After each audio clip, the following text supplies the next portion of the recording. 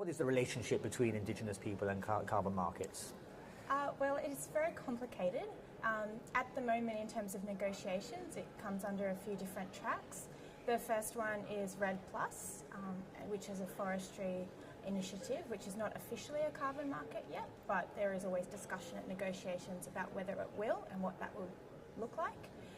It's also under the Clean Development Mechanism, and that is a project-based approach, so some of the projects involve Indigenous people and Indigenous interests, and of course it comes into the voluntary carbon markets, which is outside the negotiations, and on the table in the negotiations is new market mechanisms, so there will probably be some Indigenous involvement in projects that come under that in the future. So you obviously did your research before you came here. Having arrived here and finding this maze of meetings and information, did it actually enhance your knowledge or did it confuse what you had already learned?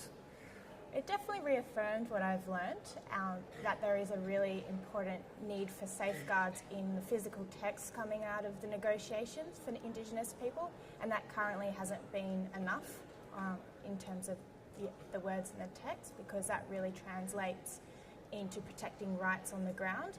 So rather than having sustainable development in a text, we should really look at having sustainable development and human rights as a goal of the text coming out.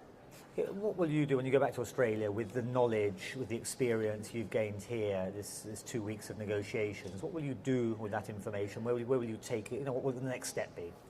I think it's really important to look at the picture as a whole. So the negotiations can be very overwhelming, but to boil that down into something that, it might be a project-based, or you might work in a specific arm of the government.